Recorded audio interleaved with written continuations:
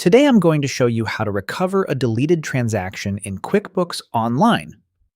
QuickBooks Online does not usually let you restore a deleted transaction with one click, but you can use the audit log to find the deleted details and recreate the transaction. First, sign in to QuickBooks Online and open the correct company file. Go to the top right corner and click the gear icon. Then select Audit Log. If you do not see Audit Log, you may need admin permissions. Once the audit log opens, use the filters to narrow the results. Open the Events filter and select Deleted or Voided Transactions. You can also adjust the date range if you know when the transaction was deleted. Now review the list and find the transaction you want to recover. When you find it, click View. QuickBooks will show the details of the deleted or voided transaction.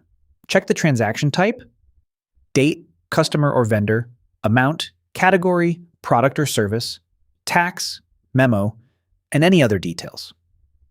Keep this information open, or copy the details so you can recreate the transaction. Next, open a new QuickBooks tab or go back to the main dashboard. Create the same type of transaction that was deleted. For example, if it was an invoice, create a new invoice. If it was an expense, create a new expense. Enter the same date, customer or vendor, amount, accounts, items, tax settings, memo, class, location, or project details.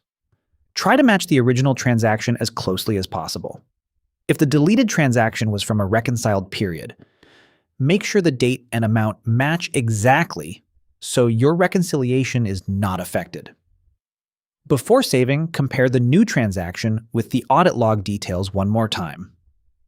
Once everything matches, click Save and Close. QuickBooks will now have the transaction recorded again. And that's how to recover a deleted transaction in QuickBooks Online by using the audit log and recreating the original entry.